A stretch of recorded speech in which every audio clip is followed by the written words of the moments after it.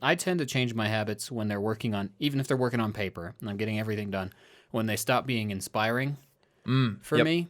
I am, I have basically an existential crisis every day, so I'm very sensitive to whether my life is going to be something repeated forever until I die. Yeah. So when something stops inspiring me, I'm like, well, I can't have that be forever.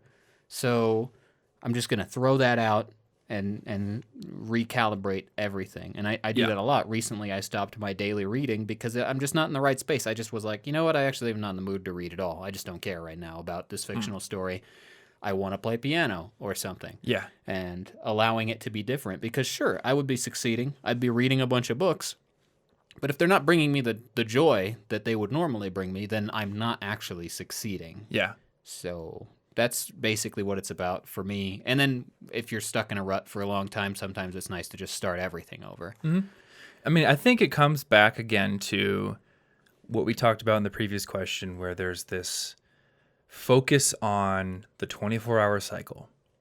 And in many cases, that is a useful model to use. You should probably, have a few times a day you eat, and you should sleep once every 24-hour cycle, at least once. But, I mean, what is the overall goal? So take something like reading, right? The overall goal is to make sure that you're learning new things on a continued basis over your lifetime. That's my goal, at least, right? Yeah. My goal isn't to say I read 25 pages a day. It's to say I am learning things across a wide span of topics, wide breadth of knowledge. I'm continuing to progress and evolve and learn over time. And that can happen in many different forms. You could sit in a chair and you could, flip a dead tree bound together with glue and learn that way. Or you could wake up and practice piano for an hour. That's still learning. And to feel like you're failing because you didn't read a book for an hour because you did that, but you're just like, I feel like a failure because I wanted that to be a daily habit forever. That's kind of pointless. You're confusing the metric with the purpose. Yeah. Yeah, exactly. So this is something that I've read many blogs warn against for business owners. You got to know what metrics matter, because there are so many different metrics that you could track. You could track raw page views to your website, or visitors, or views on videos, or how many likes did we get on this post, all that kind of stuff. But a lot of those metrics don't actually matter very much.